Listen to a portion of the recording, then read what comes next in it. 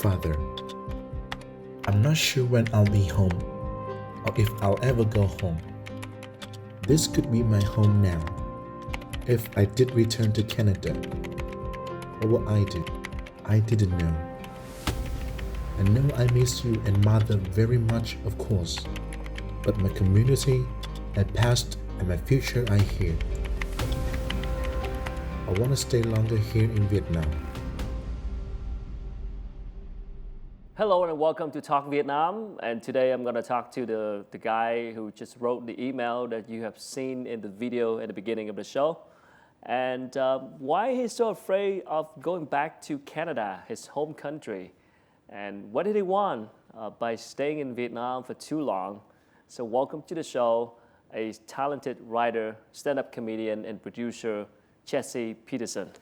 Welcome to the show. Hi, Kine. How are you? Thank you very much. I'm very good. Good to have you here. Yeah. So tell me about that email that you wrote to your father about the reason that you stayed connected to Vietnam. Well, it's kind of a sad email because I told my father that I'm probably going to stay in Vietnam because my community's here, right? If you know Dunbar's number, you have about 150 people in your community, and that's for good health, right? I've worked very hard to make a lot of relationships here in Vietnam. I have a lot of good friends, neighbors, colleagues. If I go home, if I tell my father, like, if I'm going to go home now, I'll cut all of that. And I'm about 40 years old, you know, I'm not a young guy. If I go home now, I'll be down to like 3 people in my community. It'll be a hard life. And I'm content here. Wow. So for how long haven't been back home? 10 years. Yeah, really long. Yeah, 10 years. Is there a special reason that you love Vietnam that much? Well, okay, I've put a lot of work into like writing and for the newspaper and concepts and theories that can help Vietnam. I've been really focusing a lot on how we can make society better from a Western point of view. I also feel nothing's really changed. If I leave now, I gave up. The Vietnamese friends that I have, I love them a lot, right? And it's a lot, like my boss, Mr. Home and Thuy Jae Kui, and my neighbors and my friends and things like that. So. But looking back like 10 years ago, what brought you to Vietnam then? Okay, I was in the army when I was young. I went to Afghanistan, and a lot of my friends like died in the war. And a lot of people, they go back to Canada and they focus on the sad part, right? Losing my friends and things like that. And then they get sick, they get PTSD, and then they have rough lives or alcoholism. I was like, okay, I'm not gonna be somebody like that. I'm gonna go out into the world and explore and learn and keep going and keep exploring. So I went to Japan, and then I came to Vietnam, and I've been here since then. Jesse Peterson was born near Madoc, Ontario in Canada, and since childhood he has wanted to travel to many places to explore the world. After graduation from university, Jesse joined the army in Afghanistan as a soldier. When he returned to Canada from the battlefield, his option was to travel around the world to experience and enjoy life. In 2009, he went to Vietnam and then moved to Mongolia. After that, he decided to return to Vietnam for good. Jesse earns his living in Vietnam by writing for some newspapers, hosting some television shows, and being a stand-up comedian in Ho Chi Minh City. Tôi tên là Jesse Peterson, tôi là người Canada và sống ở Việt Nam. What did your parents tell you when they know that you're going to stay in Vietnam for a long time and not coming back? My parents are very supportive, and I think they're kind of like, good, you're so difficult, Jesse. I was very argumentative when I was young and difficult, and I was very antisocial. I lived in a horse farm. I'm out in the forest every day and doing stuff. I'm not very social. And I think they're just happy, like, Jesse's doing something great. We can visit him when we want. Just Did they visit you here by any chance? Yeah, my mom has come all over Vietnam. And my father will be here. She loves it. Yeah, she really likes it. She doesn't speak Vietnamese, so she doesn't know what they're saying and stuff. So when you come here, it's like a honeymoon, right? She loves it a lot. What do you find most interesting about Vietnamese culture? Oh, that's difficult. There's a lot, right? I like the food a lot because every town has their own special foods, right? And that's a kind of an art that they have to use their focus and their artistry to make some different art and make it better. I really like that. I like the social part, the coffee in the morning. Okay, making friends and chit chat. Good communities. I really like good communities. I really like the Minh Thai, the communities in Minh Thai. I've been there a lot. I like how they're dependent on each other for in industry or something like that. I really like that. They like to have fun, Vietnamese, right? They have to go like meow or watch football together or go fishing. Yeah, get together or and drink drinking coffee and eating. I really, meow is bad for your health, but I like it, man. It's so fun with Vietnamese because they're like children. My neighbors, when they start drinking, they're like children, and they're like, yeah, I love you guys, and they do it a lot. I like that a lot. That's my favorite. If you like nhau, then your Vietnamese part is so strong right now. Yeah. Yeah, I had to sacrifice my health. Okay. I wonder if I could have been smarter. I worry about that now. Living in Vietnam for 10 years, going through many different jobs, the 39-year-old man never expected himself to stick with the work of writing. But now he has been collaborating in the column of VN Express newspaper for nearly 5 years. This is an op-ed column with the participation of authors in many different fields. Jesse wrote in a satirical but also very graceful style. It is an adventure in the rhythm of a simple life, daily life, told by his detailed observations such as southern natives, the Tet holiday with neighbors, a bustling city. The inspiration that Jesse Peterson brings readers is not only from the pages written with unique perspectives, but also from the drastic choices in the author's life. Jesse chose Vietnam because he wants to live in a friendly and developing country. All of Jesse's articles received positive feedback from readers who highly appreciated the views from a foreigner who loves Vietnam and writes articles in Vietnamese.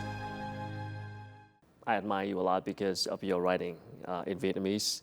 You wrote for Góc Nhìn on Viet Express, a pretty prestigious column that's only accept well-written piece of article. Yeah, I'm going to be honest with you, Ken. Yeah, I have an editor, Okay. I try very hard to make it good. Yeah. I think the biggest thing that I contribute to those articles is the ideas, and I work hard to do a lot of research. One article, the salary, Yun Bút, is very low compared to like 2 or 3 days of work and research and writing. And the finishing touch, the details, like why it's really well written, I would say my editor, Miss Holm, she's very good, is the reason. But still, you have to have the idea, though, the concept. Yeah, because I have a lot of time, right? For some reason, I can only work jobs that are creative and allow me to think and make something new. And so Góc Nhìn is a good opportunity to research new theories, focus on the problems in Vietnam, like society, and kind of come at it with a Western perspective. The last 5 years, I've been every week writing an article about what I think in my head, okay? You have to do a lot of research, and there's a lot of pressure to make it good, get it out in the papers, and get people to read it. So for the last 5 years, every week, I'm just putting out whatever is in my head, right? And that's been really kind of changing my, the way I think, my behavior pattern, and I really think a lot, observational about Vietnam a lot now. When you write or when you speak, did you find it difficult sometimes to express it in Vietnamese? Because it's just a different kind of thinking. Yeah, exactly. Vietnamese use a lot of metaphors about agriculture, right? Like Tre Chao or even serious ones. And at first I was translating my analogies and things, analogies from English. And the Vietnamese weren't getting it. When I write in Vietnamese, I have to just write. I can't write in English and translate because it won't really work that way. You just have to write in Vietnamese. and a Vietnamese way of thinking. And that's why spending a lot of time with Vietnamese people is really important, because you need to know the way they use the language as well as the way that is spoken. What did you find most interesting about the language? This Vietnamese slang, right? And how much they love it. And it's kind of cheap as a comedian or as a foreigner. If you say just a few slang words in Vietnamese, a lot of people really like it, right? If I say like "hiếu chết linh" or like "buôn du le ban du chuột," or I say What are some of your favorite slangs? just "xíu nhi," "nhà quê," Yeah. Trẻ trâu. "Trẻ trâu," yeah, all those, yeah. The first Vietnamese word I ever learned was "cùi bắp." Cool up. Yeah. That was the very first word I ever learned. Chém gió. They really like it if you say chém gió. Yeah. And for now, are you still learning? I mean, practicing, and how did you learn Vietnamese every day? I had some neighbors when I first moved here. It was about 10 years ago, and there was a very small community. They didn't really talk together, and I went, and they weren't very comfortable with me. 10 years ago, Vietnamese was much different. It's not the same as now. They slowly kind of met me, and I learned Vietnamese a little bit, speaking to them. They would meet together, and over these 10 years, we grew that community, and they accepted me not as a Canadian, but as just Jesse, which is very rare and very special. So that was my way to get into the Vietnam society. Was I joined a community of Vietnamese as myself. They didn't look at me like Ông Tây. They looked at me like Jesse. And that's really hard for foreigners to do. That's why it's really hard for them to be successful here and to live here a long time. Because you, like I said before, you got to get into those communities. Yeah, they have a good energy. I feel that the Vietnamese in the south here, they have a good connection to nature. You know, which I love, because they pay attention to the trees a lot, and especially in Minh Thai, they're really close to the forest. It's very natural. Versus when I first came, I had like a downer, you know, like I said, alone, and things were different. So I was a downer, and so when I was sad, like the first few months, I felt the world was my enemy.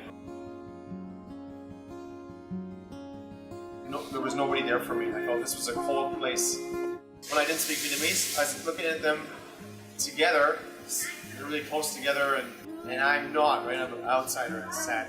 And then as I came here, it was like my heart was broken and alone. And then when they slowly built a good relationship with me, I think they fixed my heart. Jesse chuẩn bị cho chị là bàn xác á, quyển xác thì mọi người có thể mua một quyển á, đó là ủng hộ Jesse đó. Thì thế thôi. Chừng nào Jesse có vợ? Có 2 con mèo rồi. By learning how to speak Vietnamese, Jesse overcame his loneliness and he now can speak fluent Vietnamese with natives. He sometimes spends his free time to help his neighbors sell coffee. Ở đây hôm nay đông vui lắm. Đông cái này chỉ bởi vì Jesse á, được không có Jesse không có khách. Không có khách hàng chắc chắn. Bởi vì Jesse là bán cà phê siêu nhanh số 1 luôn. Nếu lương rất cao á, bởi vì em đẹp trai thì em sẽ làm mỗi ngày cho anh, ok?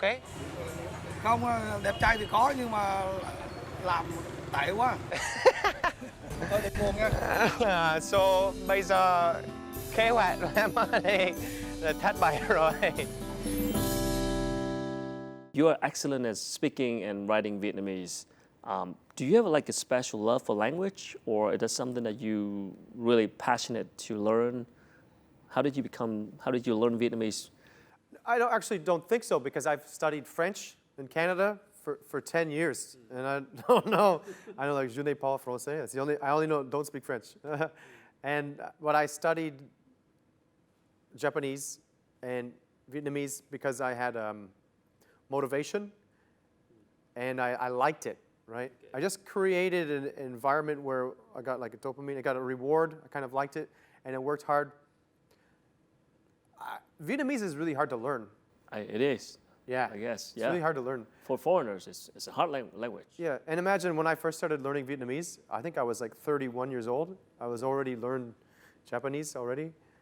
And nobody was learning it at that time. And I was like, well, I really like a puzzle or a challenge or a game. I was like, I think the problem is that they're studying Vietnamese the same ways they would teach English or you would study English. It doesn't really work that way. How does it work?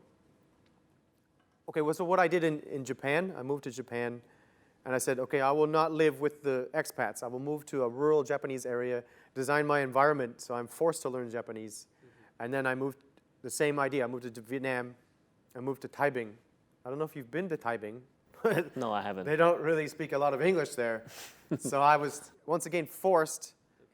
The listening skill was number one. Because if you learn the listening, you learn how to mimic what they're talking about. So that was really hard, though, because Tai Binh, and then I lived in Hanoi, they have a different kind of thinking than the West, you know? How A different? lot more traditional, Yeah. a lot more superstitions and conservative, and just, it's not as fluid over there. So I had a really hard time, really hard. But then I stuck through it. I learned Vietnamese, and I moved back to Saigon. I drove my motorbike here back to Saigon, and then I was rewarded with, okay, now, hey guys, I'm back. I speak Vietnamese, and it was okay. Do you speak like Northern Vietnamese or Southern Vietnamese? I speak like Nha Quê, like Tai Binh accent. Yeah, yeah. You want to hear my Vietnamese? I was today, if you don't mind, today I was No, I don't thinking mind about at the football accent. You know when you watch football. Okay, give it a try. All right, let me try. Okay. Một pha len bóng khó nguy hiểm của đội tuyển Việt Nam, sút vào chưa được. Đó đều là những tình huống rút điểm chúc chuyên giác. And I can do like a Should apply for shoot.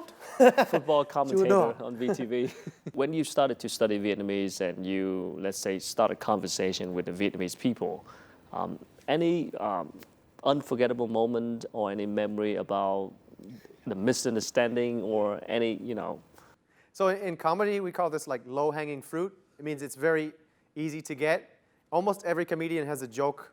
Okay. Like when he first started speaking Vietnamese, it was like, I went to a cafe, and I was like, em ơi, cho anh một cà phê sữa, ít sữa nha. And she's like, really scared. She's like, em không biết tiếng Anh. I was like, no, em ơi anh, một cà phê sữa, ít sữa. She's like, em không biết tiếng Anh. I was like, em ơi, Speaking anh nói tiếng Vietnamese. Việt. I guess she just looked at my face. and you thought you're speaking English. She's like, Yeah. and it happens a lot, I think. And it happened a lot. And then, of course, my pronunciation wasn't exact. One thing that happens a lot is Vietnamese are very fun, right? They're like joking around a lot and teasing. So sometimes when the foreigners speak Vietnamese, they really try. The Vietnamese might be like, hey, chết liền, you know? And then the foreigners like, they translate it, if I know, I die. And then they feel bad, right? And then they I'm not studying Vietnamese anymore. That happens quite a bit.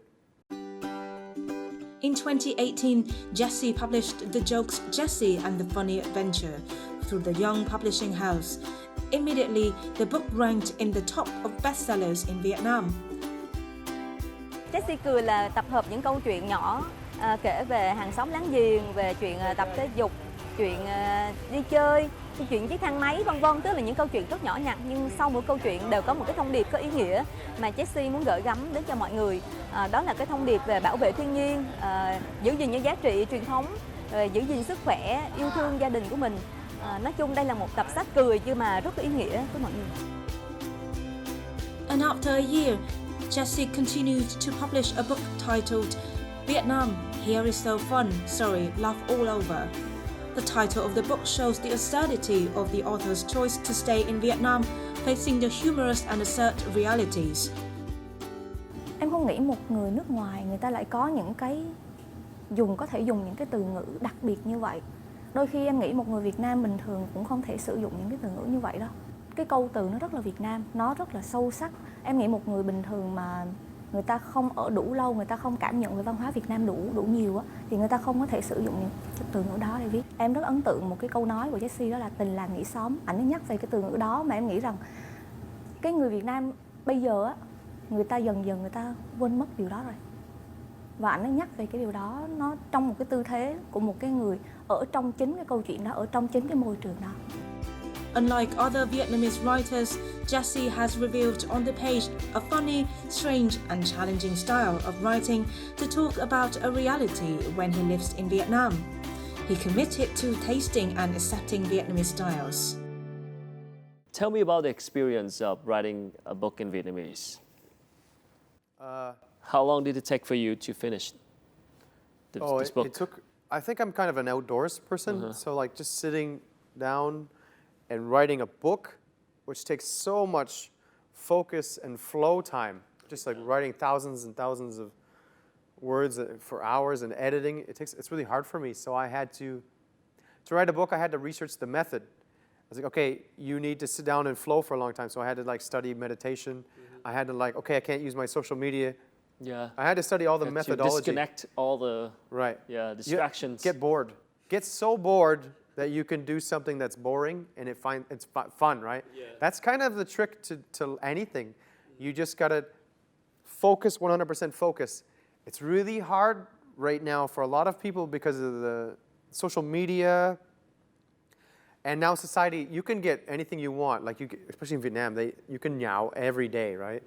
Or you can watch football every day, or TV, or especially the phone in games. It's really hard. It's hard to make good products, good creative products, when it's so easy to lose your attention. So how did you overcome difficulties in language in Vietnam? I mean, you have to do all the work in Vietnamese. And I mean, how can you compare writing in English to writing in Vietnamese? Yeah. Okay. So when I write in English, of course, it's much easier. I can have less time brainstorming, and the editing is really easy. I can write better in English because good writing is just good editing. Of right? course. But then you have to write here like this.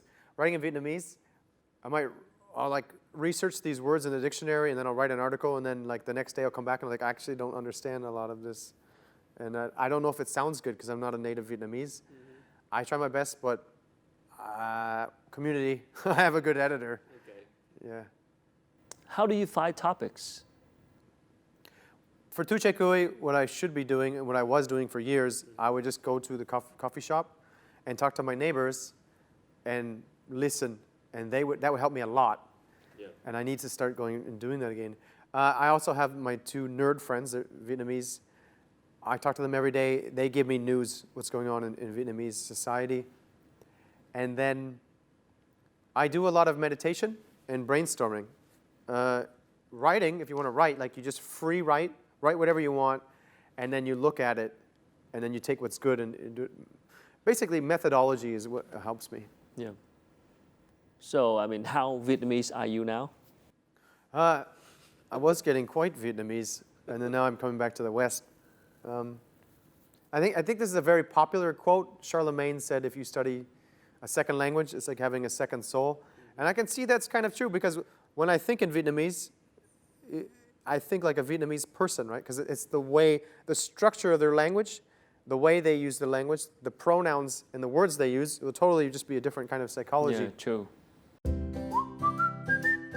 Traveling is to live. Life with Jesse is a discovery. The 14-year-old cycling a month with nearly 2,000 kilometers through England, Ireland, and Wales. Till now, he has traveled 17 countries. Traveling and traveling. 10 years in Vietnam, Jesse has traveled to many provinces and cities such as Ho Chi Minh, Đồng Tháp, Đồng Nai, and An Giang. Cho em là người Canada, em chưa thấy cái này bao giờ. Oh my god. Wow, xấu hổ. Every trip is often unexpected. Maybe one day, Jesse and a friend flung their backpacks to deep heat forests in the northwest, camping and wandering all week, turning off all the phones, computers, far from the human world.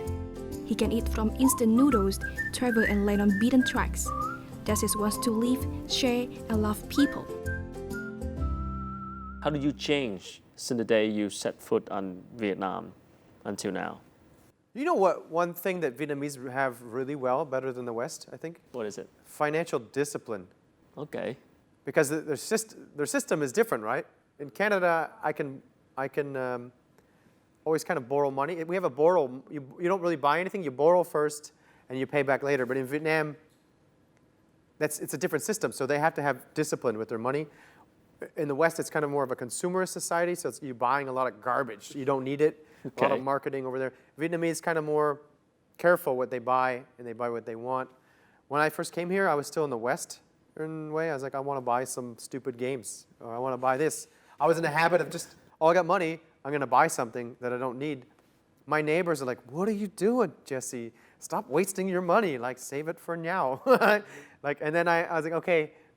Then I started using the money just for my garden, my environment, buying paintings, focusing on something that can really help me, right?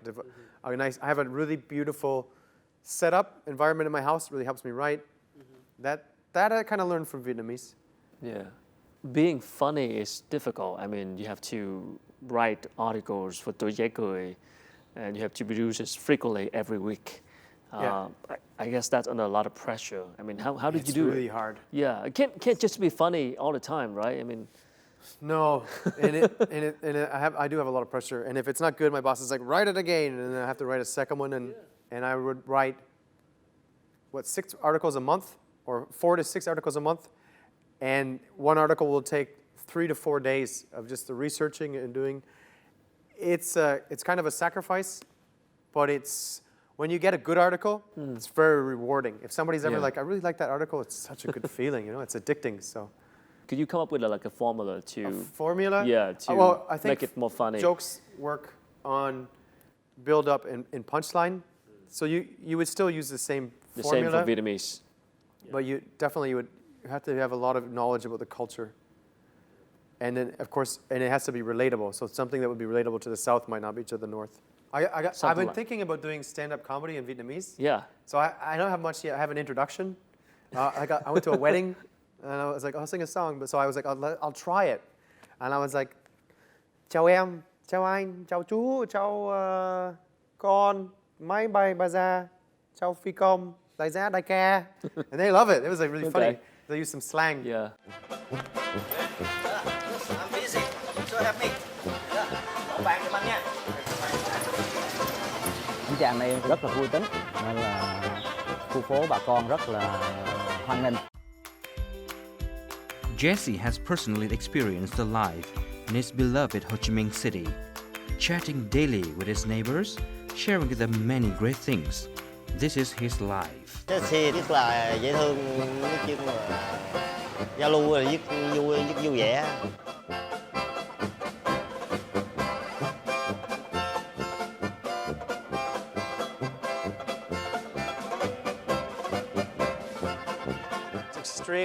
Extremely special and unique neighborhood.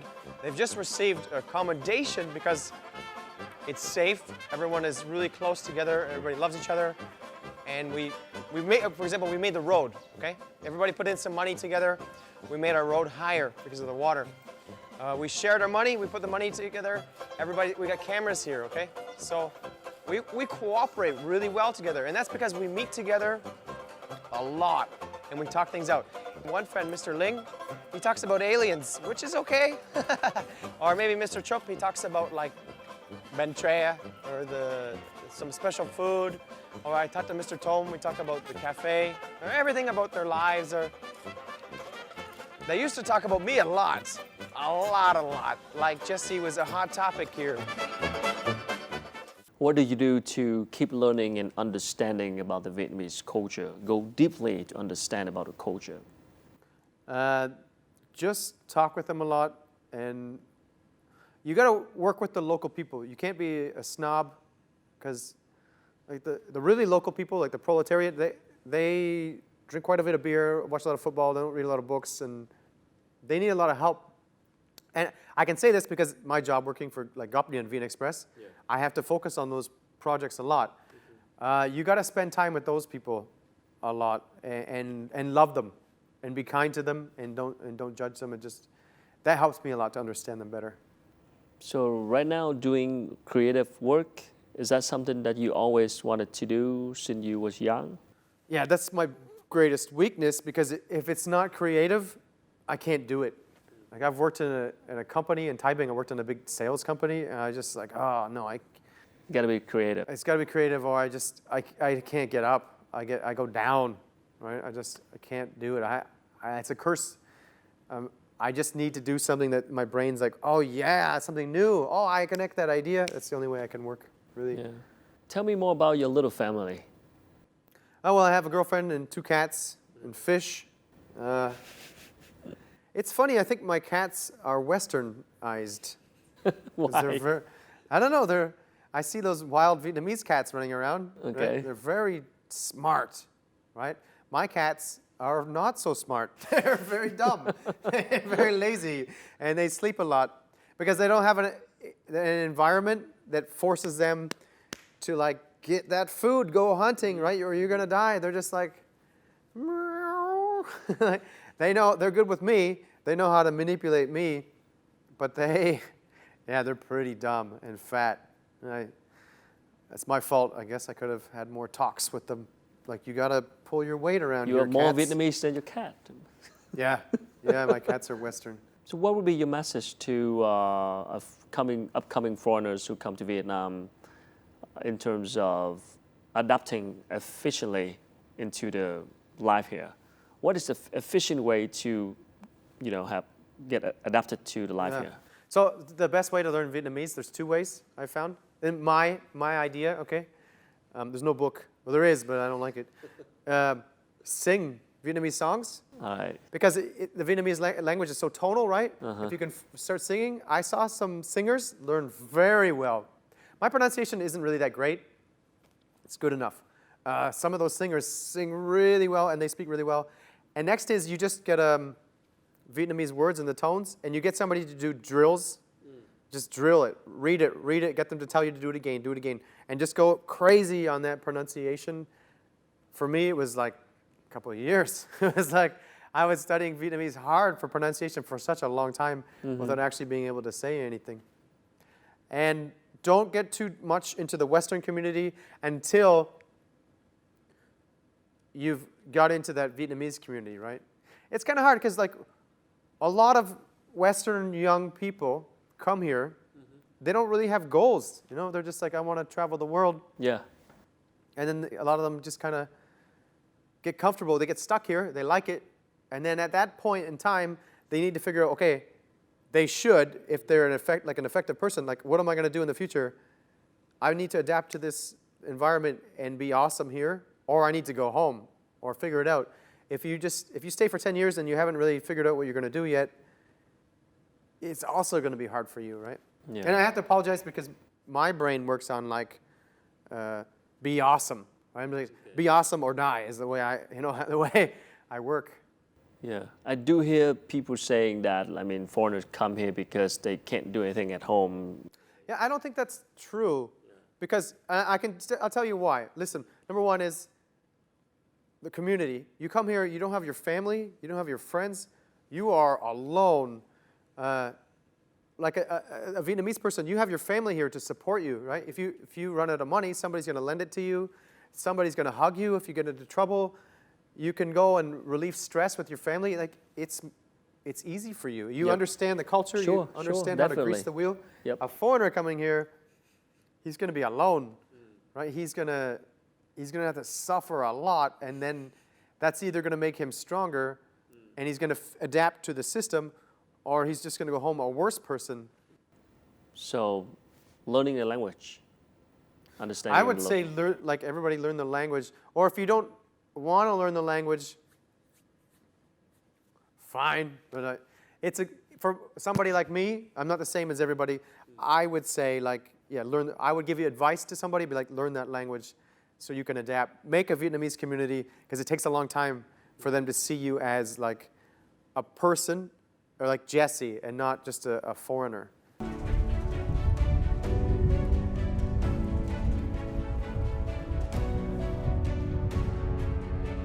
I really, really love going to new environments like that, where the climate's different, and especially the flora and the fauna, the trees. Everything's different. All the sounds, right, are different.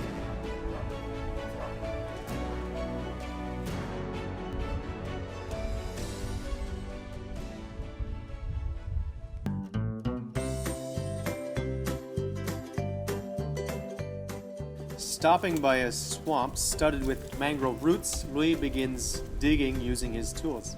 He is digging for clam, a creature of bivalve class, living in the sea, brackish swamps, or sandbanks along rivers and canals. Chào chú. Their holes are deep underground. Chú đang làm gì The đấy? more mature the clam, the deeper its hole. Làm hả? Đây là hang hả? Hang này có chêm chép không? Có. Tao có thể phân biệt được hang nào là của chêm chép hay là hang nào, ví dụ hang này là không phải chêm chép được, phải không? Sao phân biệt được? Nó con hang châm chép nó có phân biệt cái là hai cái là cái hang châm chép nó có hai cái lỗ, như hai cái lỗ mũi mình đó. Vâng, hai cái lỗ vậy. Hai cái lỗ. Là cái lưỡi nó đưa lên đó, nó sạp lên là nó đưa hai lỗ. Còn cái hang còng thì nó tròn, có một lỗ thôi. You don't know how hard it is to walk in the swamp like this. The mangroves grow very closely together, and there is usually still water surrounding them. Their roots are extremely slippery, steep, and arching, and many of the mangroves create impenetrable masses of roots. Generally, you will find these difficult places to walk on the root formations.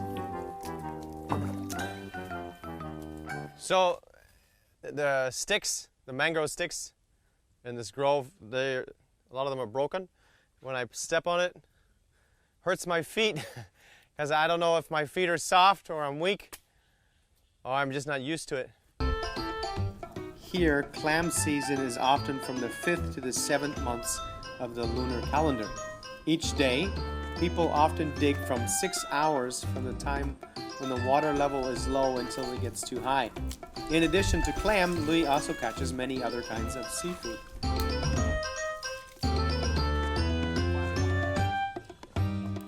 Đây có cua nè. Yeah, okay. So he's found a very big crab. Whoa! Whoa! It's the same thing. He just sticks a stick in and he pulls it out. Whoa! It's huge. Wow! Oh, it's so big. Is that gonna bite us? Not gonna come too. Whoa! Wow! Whoa! Look at this sucker. He just stuck his hand in there and pulled it out, and it's so big. I don't know if it's gonna bite me or anything, but I guess it's really easy to catch them. You just gotta find the cave, stick a stick in there, and then just pull it out.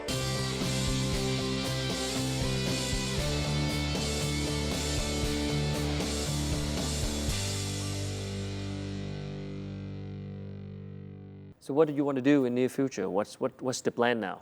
I'm going to write a book on slang, Vietnamese and English, to help.